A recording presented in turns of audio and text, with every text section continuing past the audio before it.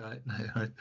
So welcome to Lancaster, to the Department of English and Literature and Creative Writing here.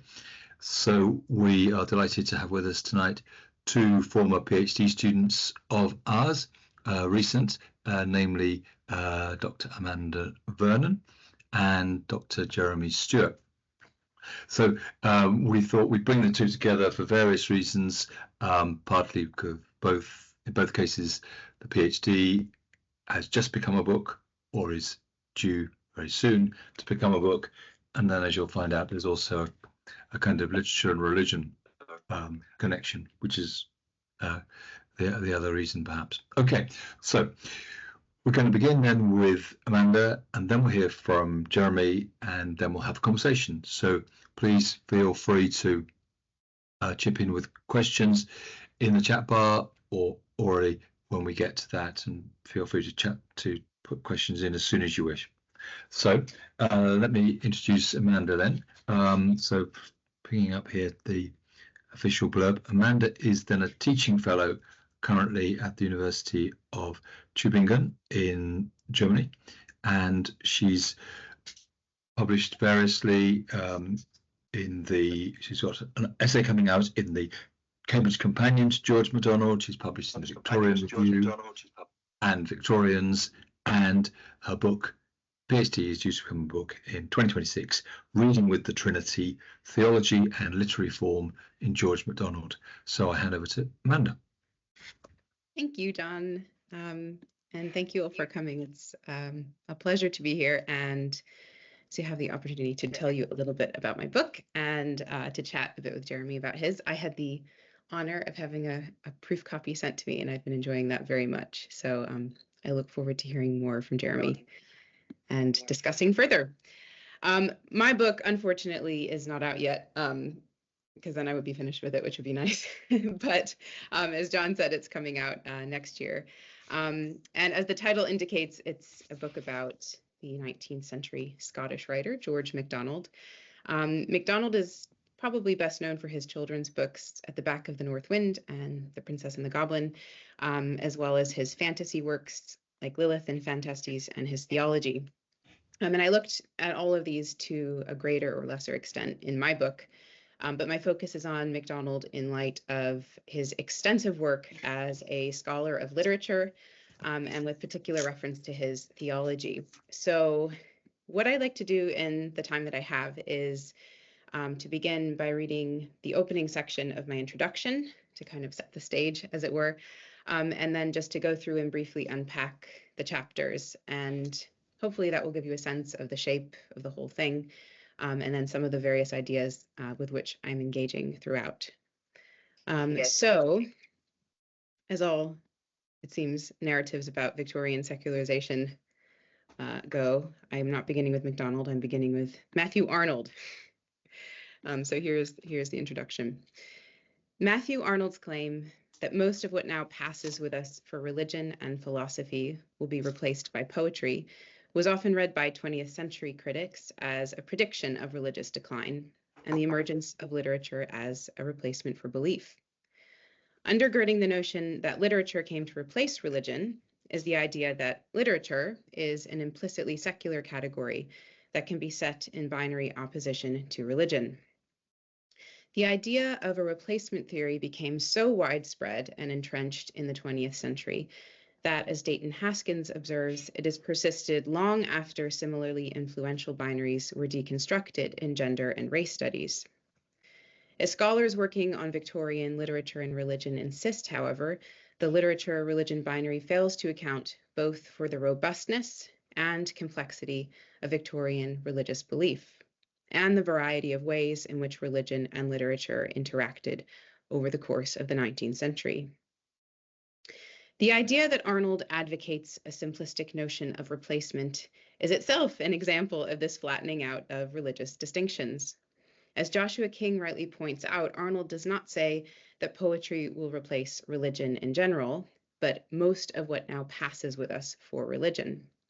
In other words, Arnold's claim is that poetry will replace a particular form of religion, a distinction that is not only important for our understanding of the development of literature as an academic discipline, but also for our readings of Victorian literary culture. As Kirsty Blair, Charles Laporte, and many others have noted, the lack of critical focus upon religion and upon expressions of religious belief in particular have resulted in a historic failure to recognize that for Victorian writers, questions of form in religion and literature were inextricable. Alison Milbank makes a similar point in her study of the Gothic novel, writing that the fact that religious ideas and concerns are played out in an aesthetic form is not evidence that Gothic is an aesthetic substitute for religion, but is rather evidence of it being a self-conscious and self-reflexive mode of addressing theological and political difficulty. This intertwining of religious and literary forms has bearing not only upon our readings of 19th century literature, but also upon how we understand Victorian approaches to literary criticism and scholarship. The relationship between religious and literary forms is one that the Scottish writer George MacDonald explored throughout his lifetime, raising it repeatedly in his fiction and his nonfiction writings. Novelizing his own experience, as he often did, in his novel Annals of a Quiet Neighborhood, he writes of the way in which poetic form can shape a reader's religious perception. The narrator, a vicar called Mr. Walton, tells his reader, "I thought with myself, if I could get my parishioners to like poetry and beautiful things in words, it would not only do them good, but help them to see what is in the Bible, and therefore to love it more. For I never could believe that a man who did not find God in other places, as well as in the Bible, ever found him there at all." In the novel's sequel, The Seaboard Parish, Mr. Walton places poetry alongside accounts of biblical revelation when he speaks of worshiping the God of Abraham, of Isaac, and of Jacob, the God of Sidney, of Hooker, of Herbert. It is not only through Mr. Walton, nor only in relation to poetry, that MacDonald treats this relationship between religion and literary form. In The Elect Lady, a character quotes both Jesus and Shakespeare in order to make a theological point, to which his conversation partner exclaims, "How you do mix things up! Shakespeare and Jesus Christ." Clive ventriloquizes MacDonald's position. God mixed them first and mixed them a good deal more yet. These references and many others found in his nonfiction theological works, like The Unspoken Sermons or The Hope of the Gospel, illustrate the ways in which MacDonald understood literature to be a source of spiritual insight or benefit, and reflect the theological importance he placed on a variety of literary forms, including poetry, narrative, and drama. MacDonald's approach to the relation between religion and literature was mutually informing, and therefore his theology gave him a distinctive ways of thinking about literature, in particular about literary form, that fundamentally shape his understanding of the kinds of work that literature can do. Theology also informed MacDonald's own scholarly reading of texts from Dante to Tennyson to Shakespeare. At the heart of my book, then, is the claim that in MacDonald's understanding, literature is not distinct from, nor in addition to religious belief, but rather a medium for the articulation and exploration of theology. For MacDonald, theological ideas are always manifest in a variety of forms, adapting to the shifts that occur with the passage of time. These shifts in religious form not only affect how religion is practiced, but also how it is imagined, understood, and expressed. In other words, the forms of theology have consequences for the way in which one thinks about God and the world. The point is not that some forms are right while others are wrong, but rather that the dynamism of the forms by which we conceive of and talk about God are an appropriate response to the Christian understanding of God. Central to this understanding for MacDonald is the Trinity, one God in three persons, Father, Son, and Holy Spirit, a loving and fully unified community whose love creates and sustains all things. Throughout Christian history, theologians have grappled with how best to conceive of and articulate this idea of three persons in one God in three persons. The theologian Sarah Coakley's concise articulation of the term the Trinity includes the statement that the Trinitarian God is fully united in one divine substance and distinguished from each other only in number and relation to one another.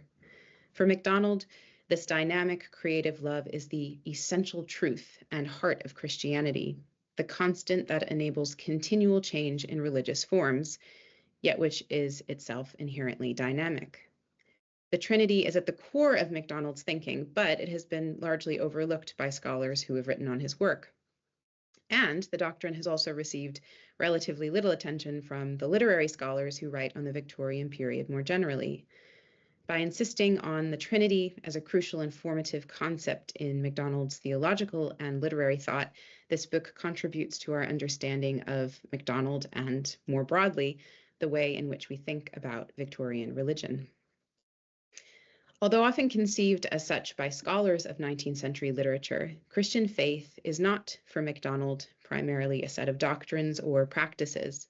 It is rather an active relationship with a Trinitarian God that takes a wide variety of forms and is experienced in a myriad of ways. Similarly, reading literature is, in MacDonald's mind, a dynamic relational activity that requires attention and openness to the text and the involvement of intellect, imagination, and emotion. Rather than regarding this mode of reading as a secular parallel to a relationship with God, however, MacDonald understands it to be a distinctly theological activity, a participation in the creative life and work of God. This book demonstrates that it is the Trinity that gives MacDonald a way of thinking about key ideas about reading literary form, ideas such as relationality, movement, and participation. It particularly highlights how, for MacDonald, different literary forms offer unique ways of engaging with and revealing elements of a spiritual reality that is characterized by movement. In so doing, it demonstrates how MacDonald's consistent attempts to unsettle widely held 19th century conceptions of religion complicates our own understanding of the relationship between sacred and secular in 19th century literature.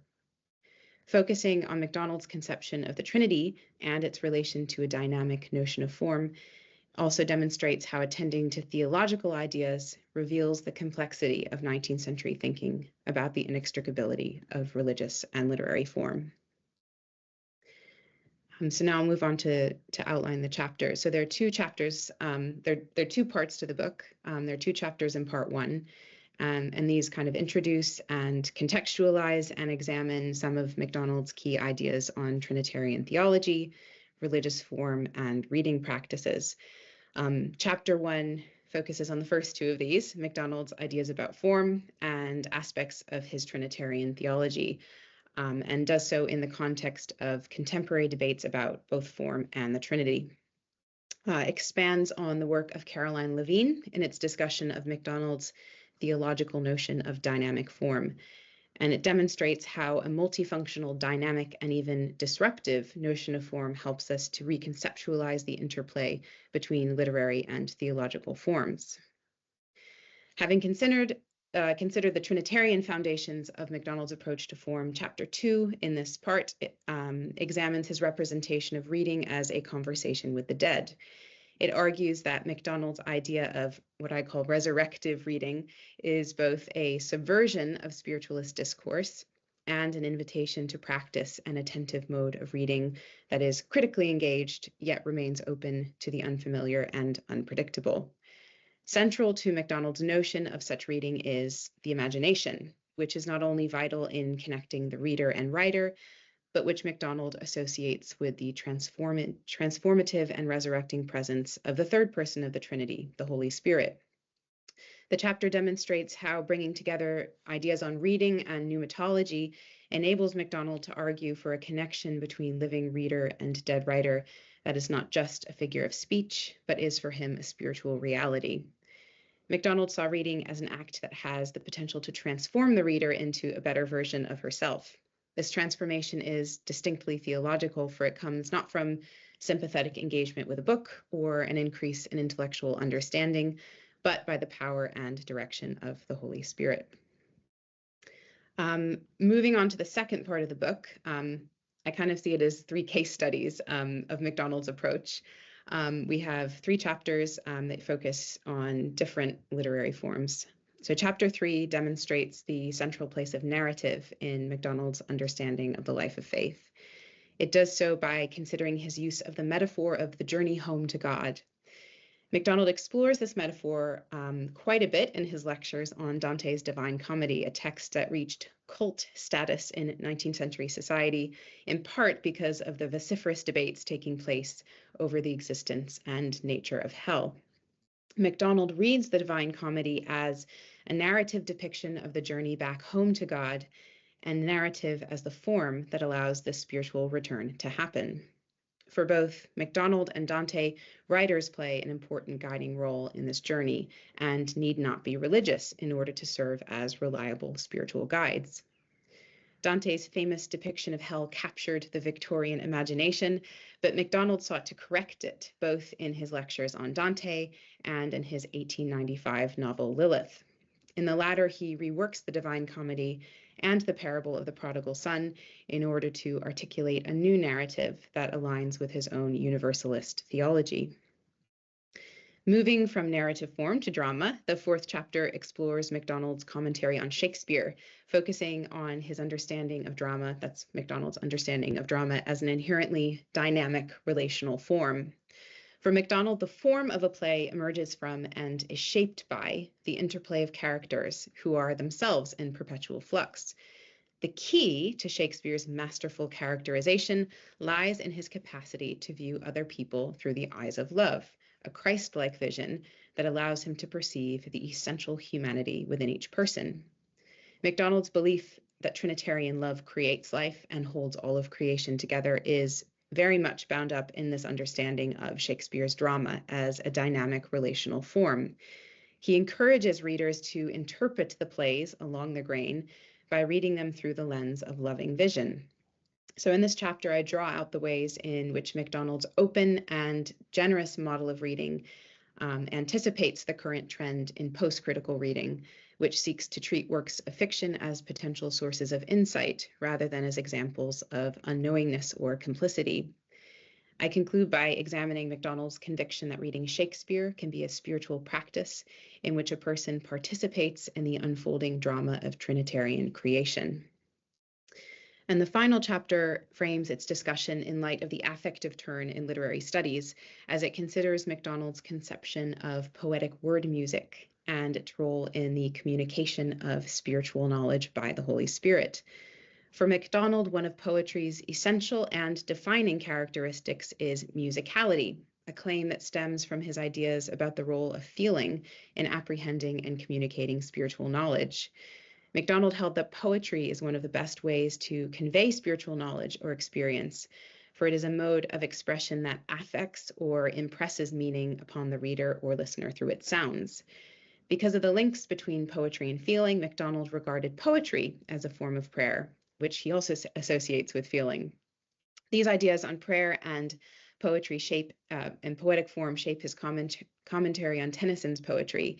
The music for him is the key to unlocking In Memoriam, a poem that he reads as both an expression of doubt and poetic prayer. The chapter concludes with a coda which traces the Trinitarian movement evident in MacDonald's ideas of how a communal experience of reading that integrates both the horizontal and vertical planes, so human to human and then vertical, human and God, becomes a form of poetic prayer. And then there's a short conclusion at the end that kind of draws together the central strands of the book's argument. But that's the scope of the book, which hopefully gives a sense of how I'm approaching some of these ideas and some of the critical conversations that I'm engaging with in the book. Thank you. Thank you, Amanda. Yes, you can see it. So thank you very much. I've made more notes than I can get onto my page.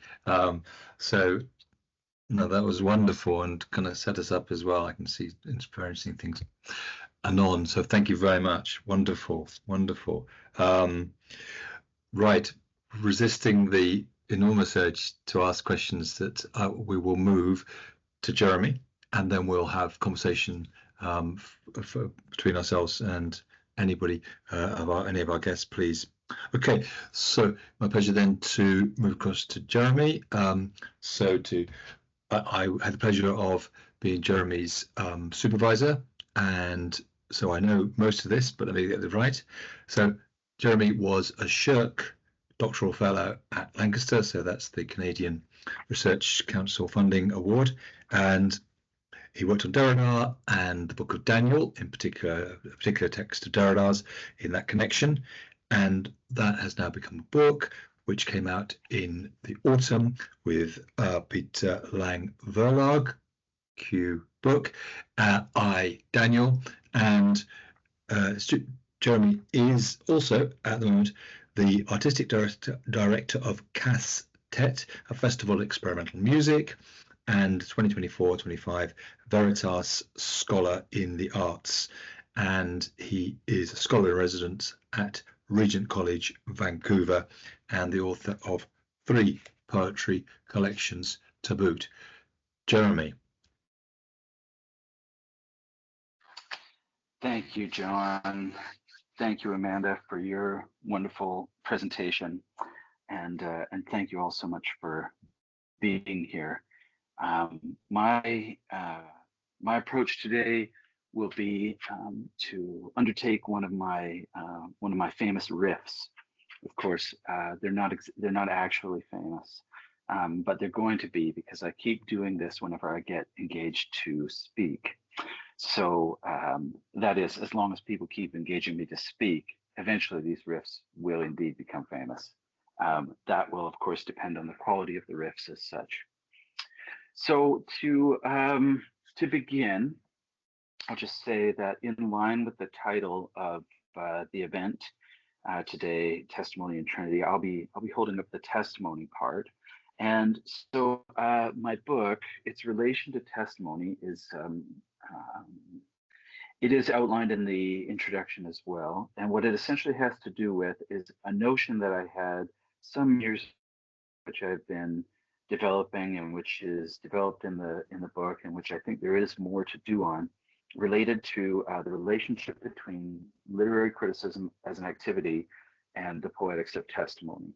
So I'm thinking about testimony as sort of the solemn, repeatable public attestation to an event that can't be repeated by its nature. So actually, Jacques Derrida talks about this in a text, Demure, that is to abide, fiction and testimony.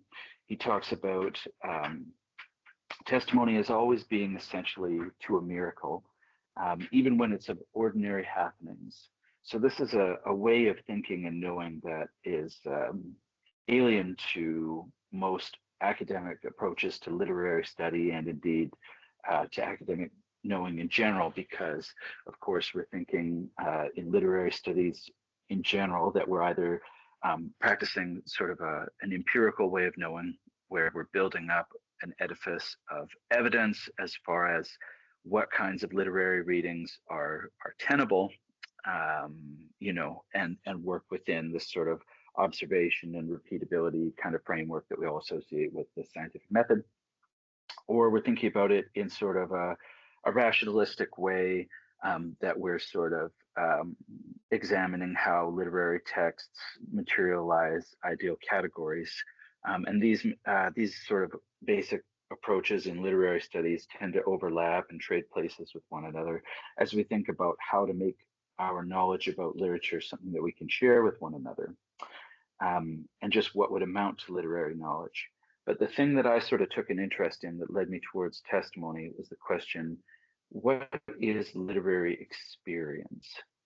So I find that to be just an inexhaustible question, and maybe that's just because my thoughts about it never amount to something that I could really stand on, but they always remain kind of curiously insubstantial, and sort of haunt me and trouble me in a way that I continue to find generative.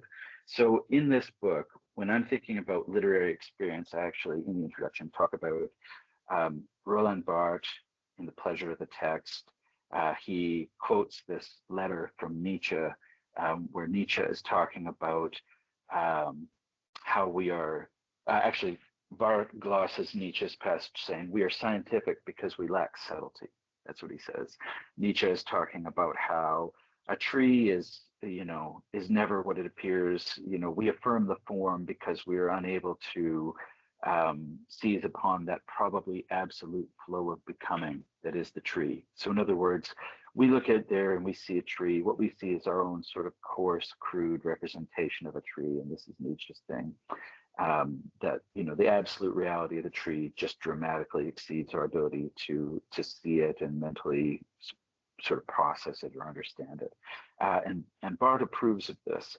And then I'm sort of thinking about that kind of approach in terms of literary experience, because of course texts are sort of amazingly resistant to being known in a catalog-like way. We know them in terms of their little miracles. I just give one example, just to give one example that I talk about in the book, the idea of sort of rereading a text. And the first time we read it, we understand it a certain way, and we bring our whole sort of knowledge of literature, of that author, of the time period, say, or whatever amounts to context around a text. We bring that to that first reading.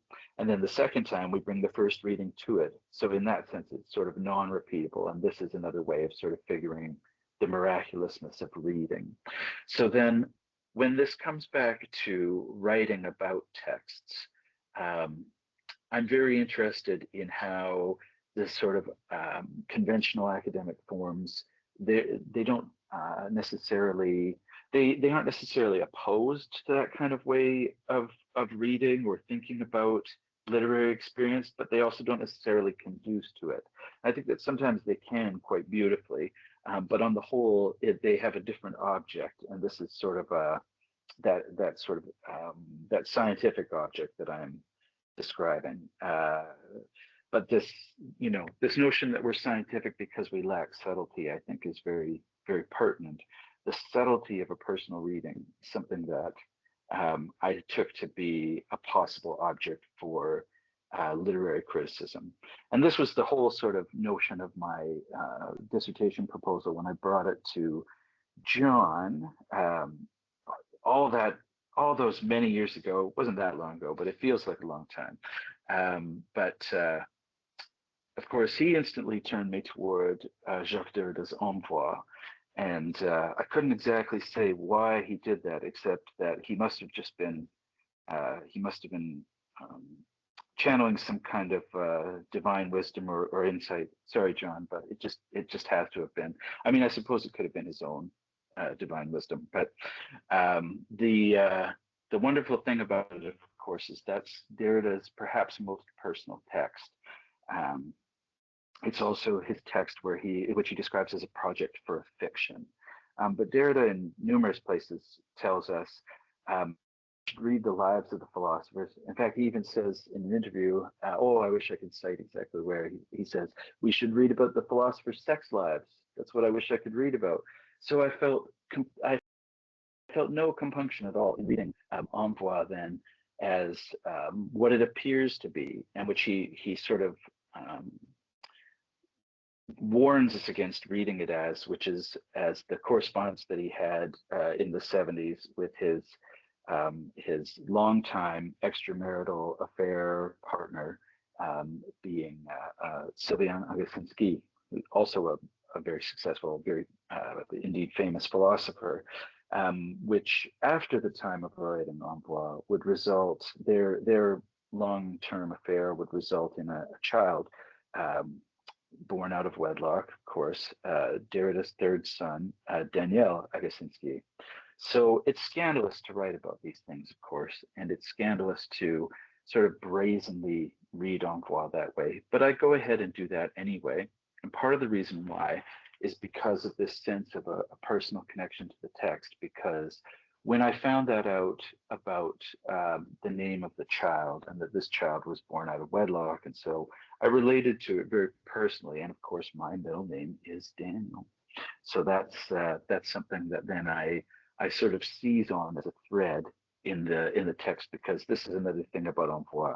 It's a notoriously difficult text.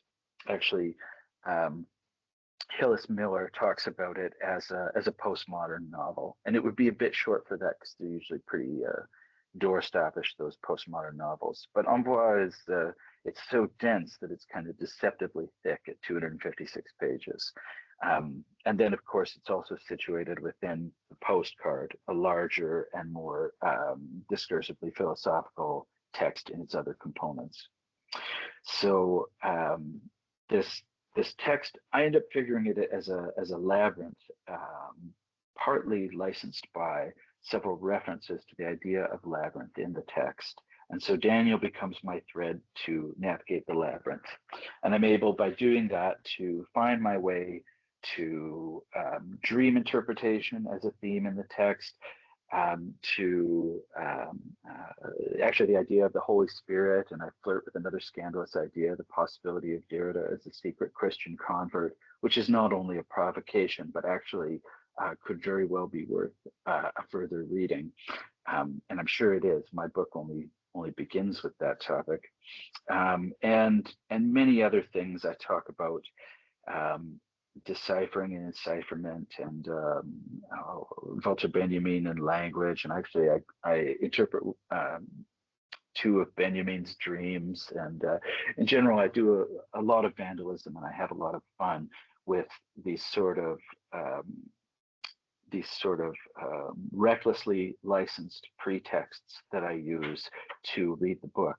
But what's so wonderful about it all, and what I think, if I may say so, also testifies to this kind of personal approach, is that since the text as such of Envoi is sort of relentlessly invoked as the basic evidence, I continue to do the kind of close reading and devising of a literary critical argument that one might wish for in conventional criticism. So it does remain sort of answerable to those criteria, but I'm also able to do other things which are relatively intuitive, or which might escape a tighter sort of net, if you think about, I've got that wrong, a looser net. If you think about the sort of empirical approach and how lovely and how do I want to put it? Well, it's definitely catching a different kind of thing. I'll say that.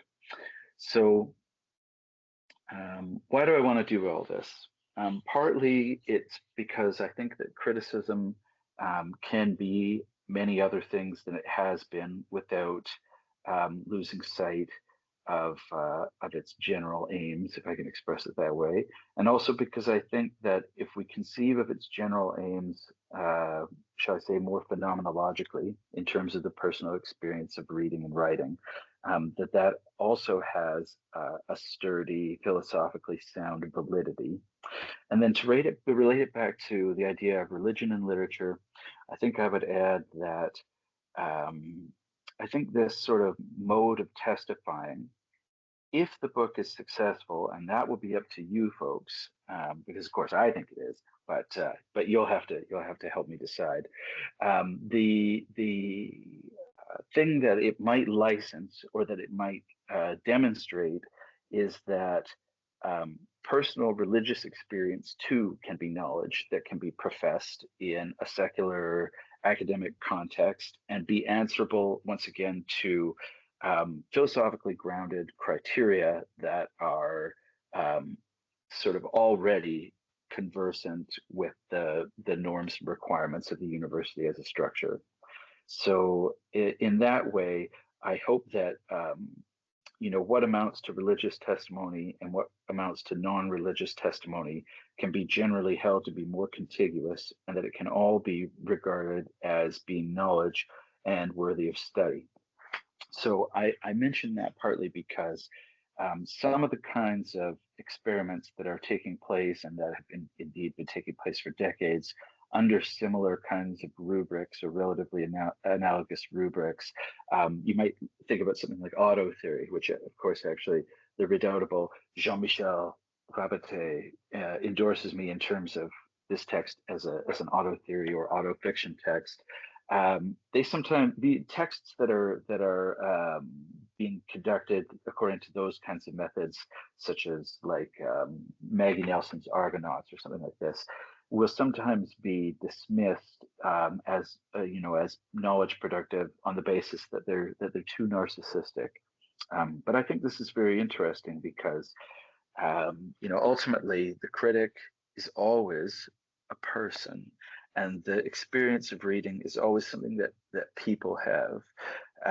And I think it's important to sort of situate value within people and their experience as we're looking at the value of literature. So this is very embattled right at the moment. Certainly in the United States, I'm sure in Britain and in Canada, distantly as an echo, because of course the news reaches Canada last. But the idea that the humanities value is somehow,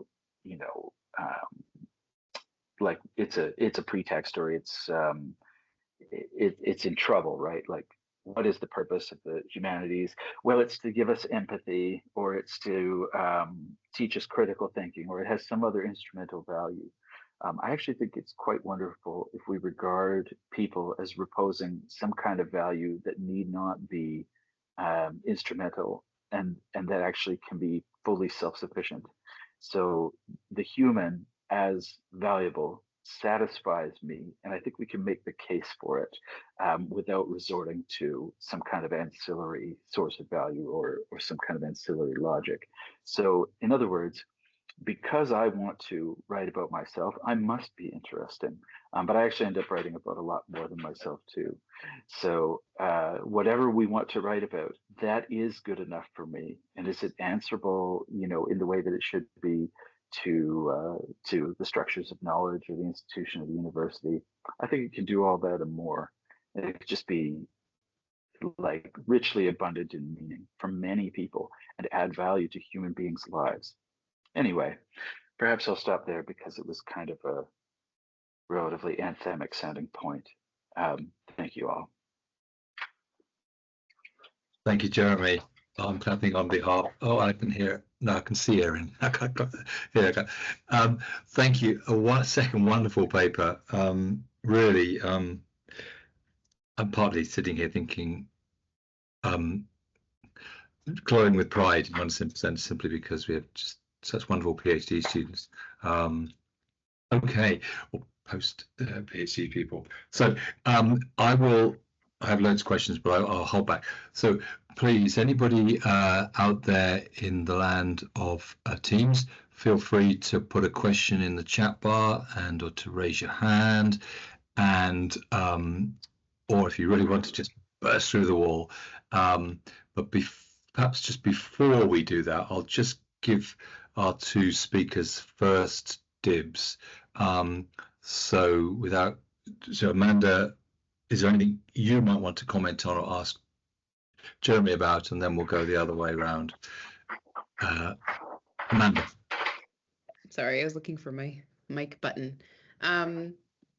Yes, I have one thing I'd like to say, and then and then one thing I'd like to ask. The thing I'd like to say is just there was a moment in having had Jeremy's book ahead of time. I was reading the introduction, and I'm just going to read a couple of lines. So he says, I mean, this is kind of, this is just what you were talking about, but the way it was articulated. So he says, he talks about how each reading must be totally unique or singular, a kind of miracle, in fact. To faithfully represent the act of reading would be to testify to that miracle. And I just wanted to say, I found that incredibly moving. I was reading it and I was like, oh my gosh. So that hit me on kind of not just an intellect. I love the idea of that. And it makes complete sense to me. And I think it's very interesting, and I want to go think about it some more. But it also just kind of hit me on a personal level. So just wanted to say that. It's beautifully articulated, and it resonated with me. You also talk in the introduction, so you talk about that, and then you talk about, I think it's later than the introduction, but you talk about Derrida's idea of a bad reader. So this kind of predestined reading or foretelling, looking for things that you want to find. And I are we all, I mean, kind of to some extent, you know, I guess I wondered about the relationship between those two things, those kinds of reading, like the kind of act of reading as a miracle, whether that needs to be a particular, like, can bad readers do that? Can they have that experience? Does that count as a miracle? Or, you know, so could you just, I'd love to hear you reflect a little bit on those two kinds of reading. Amanda, thank you so much. I really appreciate your personal reflection that you've shared about the miracle, but also this is a great question. So I think that the willingness to be the bad reader is something that we should all embrace, and we should all sort of recognize our badness as readers, and even luxuriate in it a bit. So you know, Derrida is very careful to let us know, I still love him. I still love the bad reader, and even though he's trying to see where it's all going, and I'm using the exclusive language advisedly, but really I do think it is for everyone, that you know, when each of us is a bad reader, it's because we want to know where the story goes, but that also keeps us going.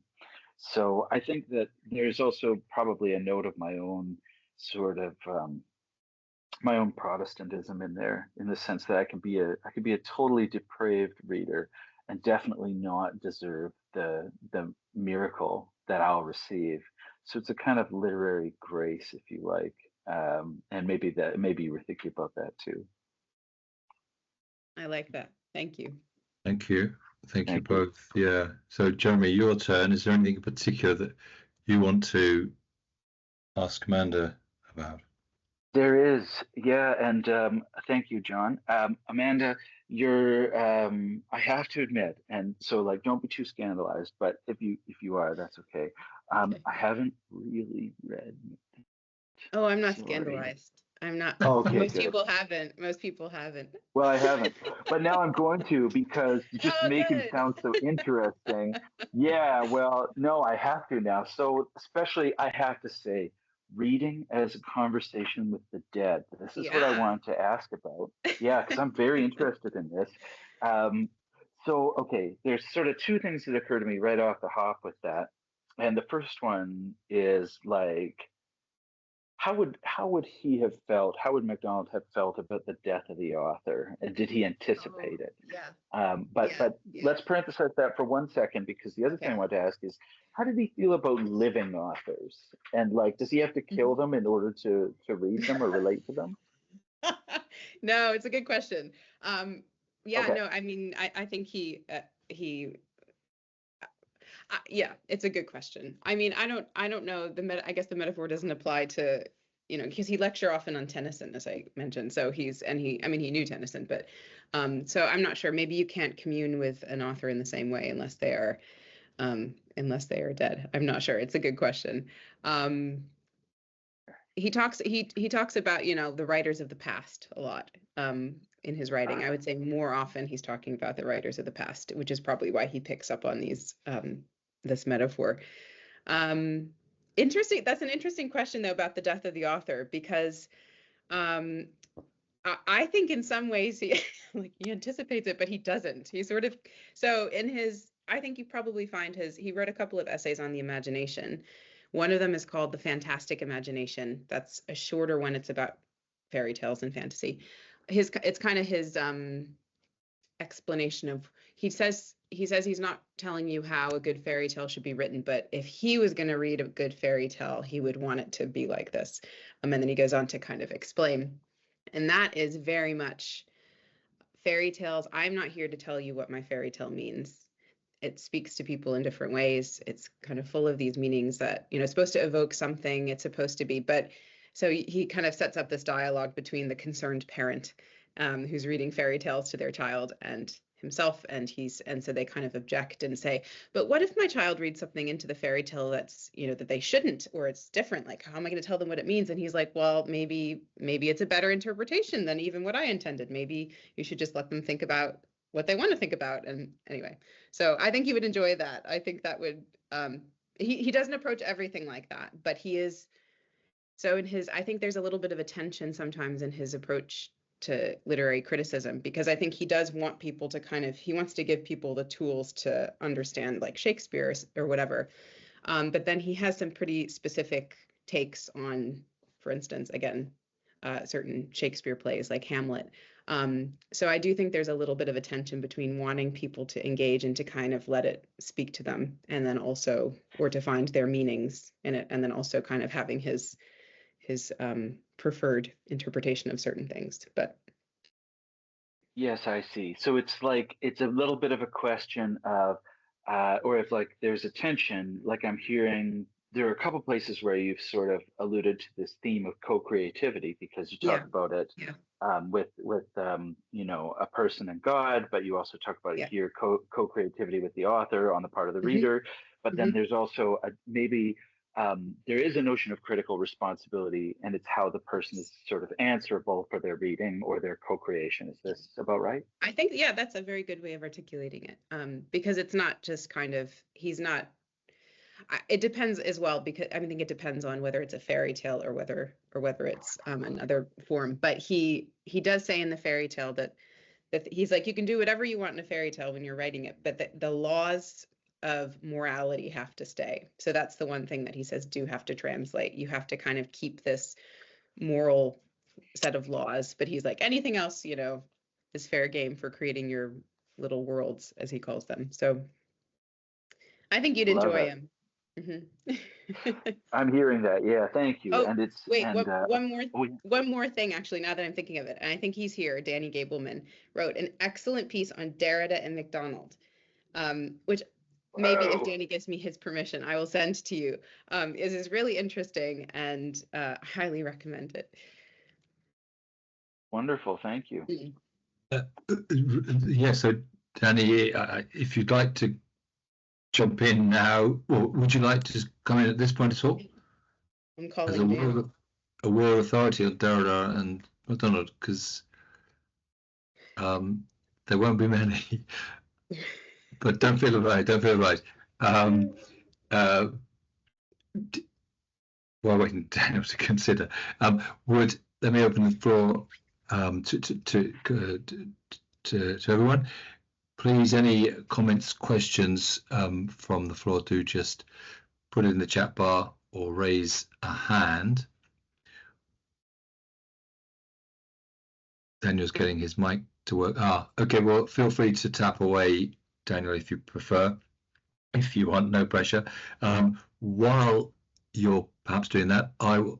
Libby's going to jump in. So, Libby, please do turn your mic on and your camera if you wish, Libby. Over to you. Yep.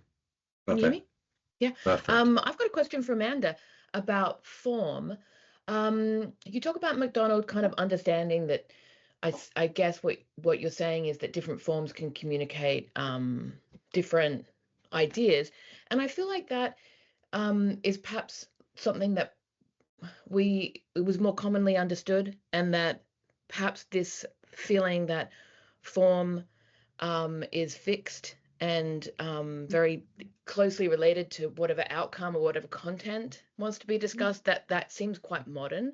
I mean, maybe I'm wrong, but I'm just interested in your thoughts on whether that kind of almost lack of knowledge is part of our modern legacy. Oh, thank you. That's a really interesting question.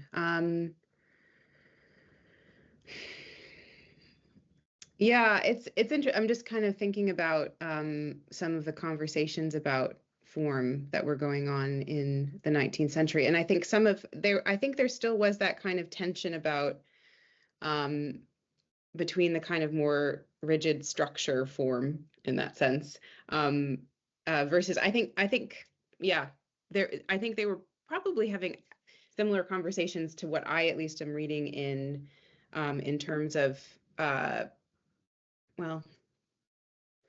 in terms of the stuff that I've read that talks about form as like a container for meaning, and some of the things that are responding to that. Yeah, I think I probably would need to think about more whether I think that that's a kind of particularly modern problem. But I think they were doing a lot of experimenting with form.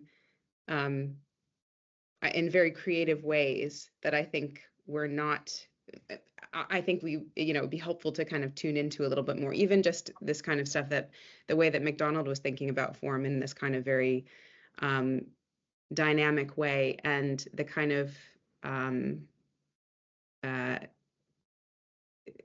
resistance to, kind of trying to separate them. It kind of reminded me a little bit about what you were saying, Jeremy, about the kind of like the kind of forms of knowing, like the standards that we have for what kind of, maybe we're trained to think of things in terms of like form and container and kind of the content of something, or the propositional statement, rather than the form itself communicating something. But yeah, sorry, that's a bit of a ramble, but hopefully That's really interesting. Thanks. That's Both a of you question. kind of touched on that in interesting ways. Thanks to both of you for your presentations. Thank you for being here. Thank you. We'll come to Trish in 1 second. I'll just push this one then. So form, we'll come to both of you. So Amanda, you were talking a lot about Trinity and form. Could you say a little bit more about that? And then that will cue perhaps Jeremy to throw in sort of pneumatology, which was the Holy Spirit, which in both cases was important to you, and which might be thought of as the opposite of form. So Amanda, do you want to go first? Yes. I'm trying, so just talk about Trinity and form. Yes. But what is this for you? What is the relationship for you between Trinitarianism and form? Yeah. I mean, so I think that the kind of fundamental concept is that because the Trinity is kind of inherently dynamic and super rational, and because of the limitations of language, which MacDonald was very aware of as a writer, and the kind of tendency for ideas, the language that kind of we conceptualize the world in, or engage with the world in some way, to kind of, he would use the term ossify through overuse. You kind of get used to it. It sort of inhibits a person from continuing to kind of actively engage with this Trinitarian life. And therefore, there's a need for kind of the continual creation of these new poetic forms, literary forms, and so on, new kind of metaphors and things to help us to kind of continue to engage with this Trinitarian God. And that we have a tendency, he says in one of the, he kind of fictionalizes this too. So when in his Princess and Curdie book, there's this divine figure who's the kind of great-great-grandmother princess woman who's this figure of divinity in his stories. And she appears in different forms throughout the book. And the young boy, Curdie, is kind of worried about this. He's trying to ask her name because he wants to pin down her name so he can kind of recognize her next time he sees her. And she says, I have a lot of names, but who cares what my name is as long as the person is the same.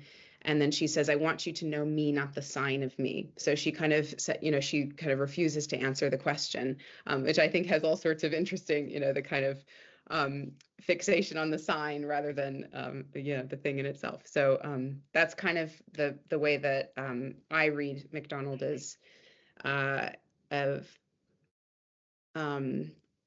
guess conceptualizing, not to overuse the word, this idea of the Trinity and the relationship that has to this kind of dynamic notion of form, and how it connects to it's very much connected to the literary. So I'll pass it to you, Jeremy. Thank you. Oh, yes, thank you, Amanda. So boy, lots in there. Well, I definitely am usually thinking about form in terms of like relationships to institutionality or to communities of readers. And this is part of how I've ended up in this creative critical thing. But there is, John, you raise the connection between pneumatology and form in my text, which is certainly a very important valence for it. And a lot of that is expressed, I think, in the text through calling. So like testimony as a response to a sense of calling. and a lot of that, the demand for interpretation in my book is tied to the difficulty of discerning calling. So these will be familiar ideas certainly to like evangelicals or charismatics, but overall, to just try to unpack it a little bit, there's a narrative section in my book where I'm talking about a dream that I feel convinced is of God and is from God, and that I personally had, and that was tied to some, like, if I was forced to adopt a natural or a naturalistic explanation for these occurrences, they would sound like a series of the most bizarre conceivable coincidences.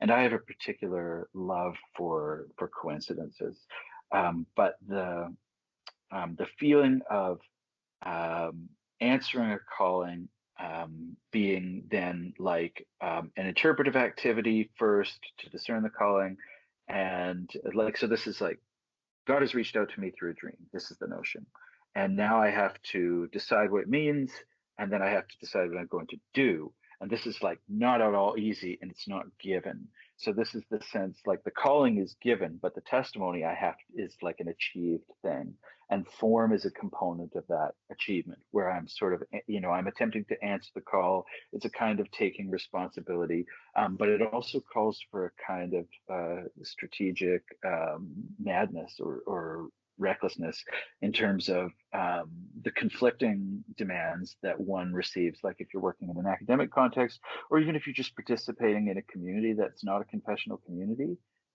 It is mad to be religious, and we have to I think that's an incredible gift that we have, this sort of the form of madness in religion, foolishness to the Greeks, and all that. So anyway, that was also a very rambling answer. Thank you.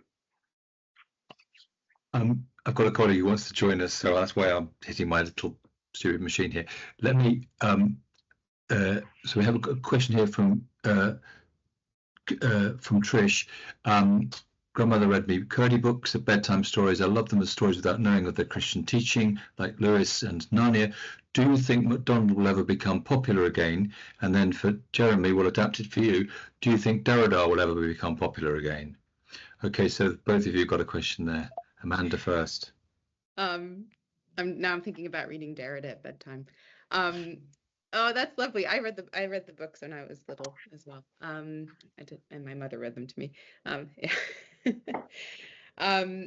I hope so. I mean, to be honest, I've seen in the last few years, I've seen an increasing interest in MacDonald in academic circles, at least, and then also some to some extent outside of academic circles. So I'm hoping it's time for a renaissance of MacDonald, but I have seen some inklings of that, so we'll stay tuned. And I mean, I worked at a bookshop for like 3 years, and we tried to sell MacDonald as much as possible. I succeeded a few times, so it's like the one woman mission to get it into young people's hands, but we'll see.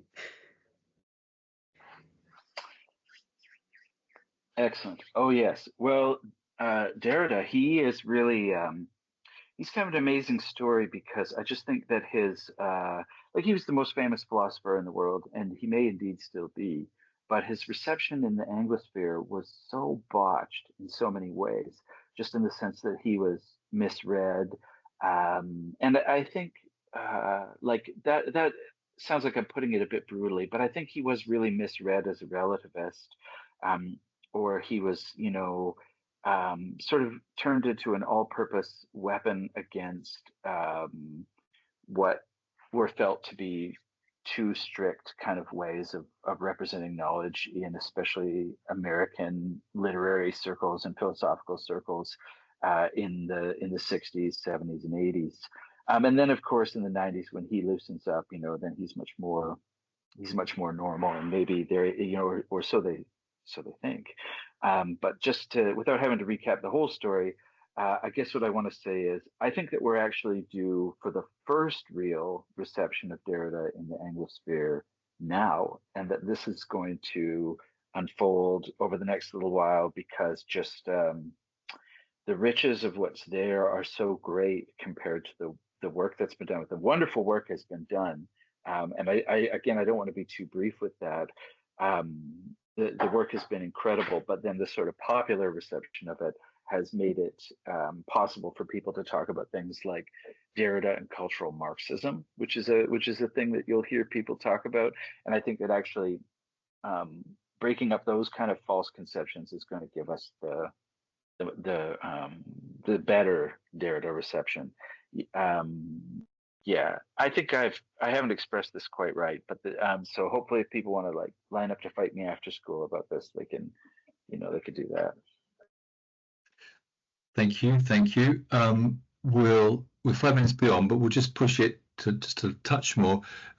Just so anybody, feel free to raise your hand into the chat, or just break through the fourth wall.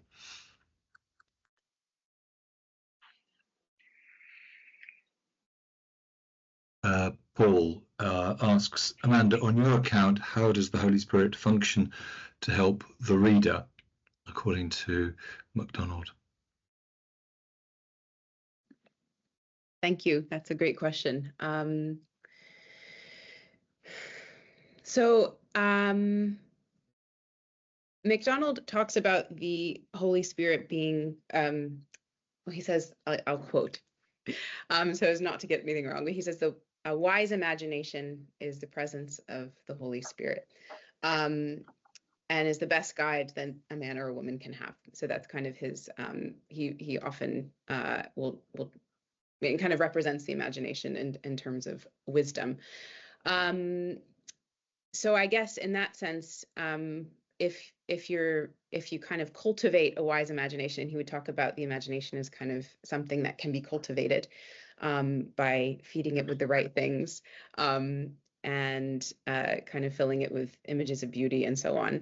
Then that serves as a reliable guide. So he's kind of trusting that the Spirit is at work in a kind of wise imagination. So he and that you can follow that. So he's kind of pushing back against the idea of imagination as being a kind of, associated with fancy or deception, or some of those ideas of it being taking you away from rationality and so on and so forth. So I hope that I'm trying to remember the question. How is it? So how does it function? Spirit and to help the reader. Okay. Of reading, yeah. Yes. So it's so through the imagination, I would say, is kind of the main way. But he also talks about the Holy Spirit's work in kind of affecting in some way and kind of stirring something. And it's kind of linked between how he understood literary form to function and then how he understood nature, like the kind of presence of God in nature.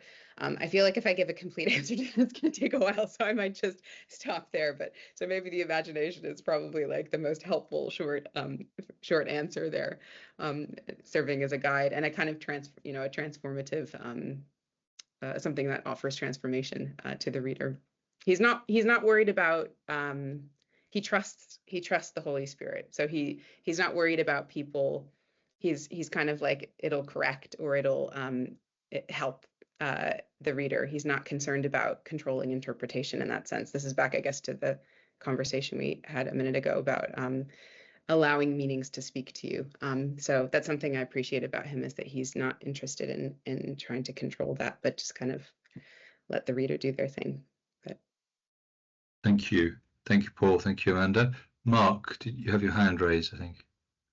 Yeah, thanks. It's just a kind of a follow-on comment about the Holy Spirit.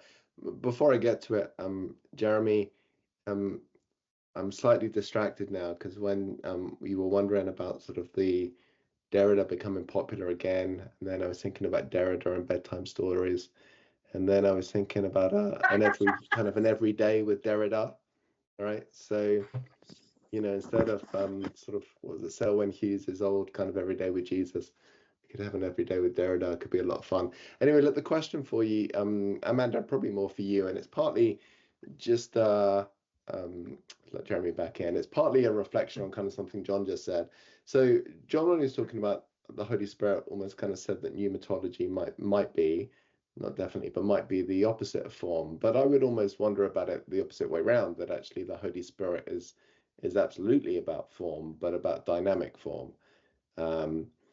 So I guess you've got a couple of possibilities there. Holy Spirit, sort of almost being anti-form, pro-form. Maybe there's other ways of looking about it. So I guess, Amanda, the question perhaps for you is really, yeah, what are you thinking about pneumatology? How kind of central is that as you've been doing this work on MacDonald?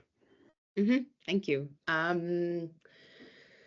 Yeah, I mean, the short answer is it's very important. I mean, the book obviously is based off of my PhD thesis, and as I've kind of gone back to do revisions and stuff and to kind of reread some of the material and so on, I've just been really struck by how present the Holy Spirit is in MacDonald's writings, even more than I think I had clocked when I first went through things. I think because I've had conversations with people and who have kind of challenged me on certain things, and then I've gone back and been like, okay, I want to make sure that I really, I really understand what I'm saying here. Yeah, so that's it's this kind of constant presence throughout MacDonald's work and throughout his writing about, as I said, nature, beauty, the kind of presence of the Spirit in every person. So it's in that sense, I suppose it takes a variety of forms, if you wanted to say that. But it's almost, yeah, I mean, it doesn't seem like there's any kind of area that doesn't seem to be engaging with that in some way, that I've been looking at, in terms of specific, particularly when it comes to writing about kind of aesthetics and music and architecture and reading and all of that, and nature and kind of interpersonal relationships and things. So he talks about, he has this essay on Wordsworth where he talks about him being kind of a Christian pantheist, and I guess that idea of the Spirit kind of being present in nature. MacDonald is not a pantheist, but he has a very, very kind of vivid sense of the sacramentality of the universe, and seeing that not just as a kind of like passive thing, but very much kind of this dynamic movement within that of the Spirit. So yeah, I'm not. Brilliant. Thanks very much. Thank you, Mark. The window is open. I'll just, please, anybody will have any final question or two.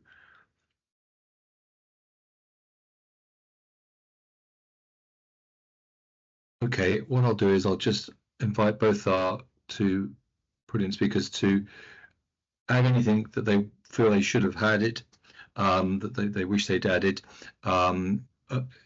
So we'll start with Jeremy and then we'll go to Amanda. So the floor is completely yours. Is there anything that you thought you wish you'd got around to saying, Jeremy, and then Amanda, and that we'll finish that way. Jeremy. Oh, it's too good of a question, John.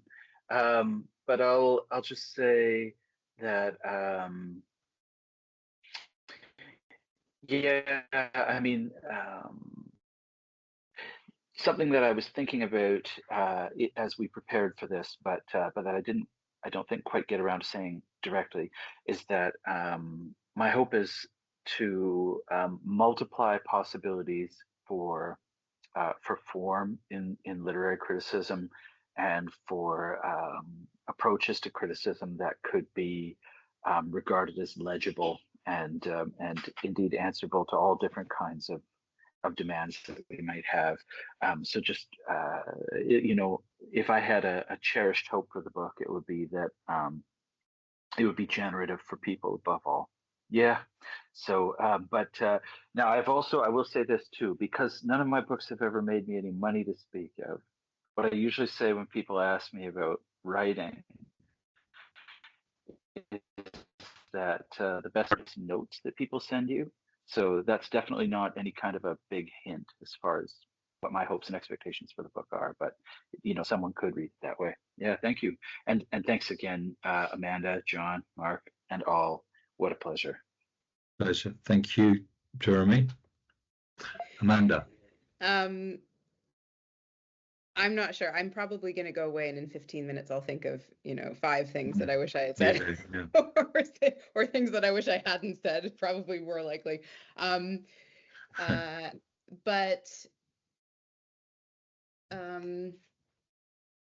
I found it interesting reading your book, Jeremy, and hearing you speak about. I did see some parallels and a kind of interest in how to do the work of literary criticism. I mean, that was kind of what sparked my interest in. I knew I wanted to look at MacDonald's criticism or scholarship, and one of the questions that I went into the PhD with was, okay, how does he do this as a theological thinker? Does that make any difference? What does that actually? How does that play out? And what I found is that it was very much impacting him. But that's like a question that I'm kind of continuing to ask is, I guess probably most of us are, how we're doing our work. But I saw some parallels there, especially with this kind of desire to bring a more personal or affective kind of engagement with literature. And I kind of see MacDonald as operating in that mode, even if I wouldn't emulate him in every way. I think the desire to operate like that and to invite other people into that experience is through writing and through teaching and lecturing is something that would be something that I do would like to emulate. So yeah, there you go. A parting thought. Yeah, thank you both. Thank you. And that kind of last gesture, in a sense, towards the community that is literature, if in this sense, in the sense, as you say, talking to another human being or listening to, as being part of somehow insight, somewhere close to the very heart of various things that perhaps you've been talking about.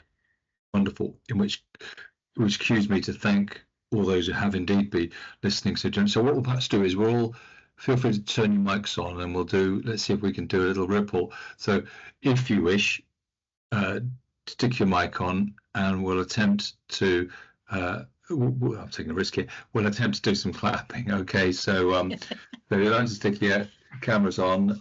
Here we go. 3, 2, 1. Global applause. Global applause. So thank you, everybody. Thank you. And we have recorded this evening's event, which will be pleasing to Joe, who's only just arrived. Dobbed you in there, Joe. And so this will be up on the Lancaster, the YouTube channel, ELCW at Lancaster, ELCW at Lancaster on YouTube. So thank you very much, both, and thank you, everybody.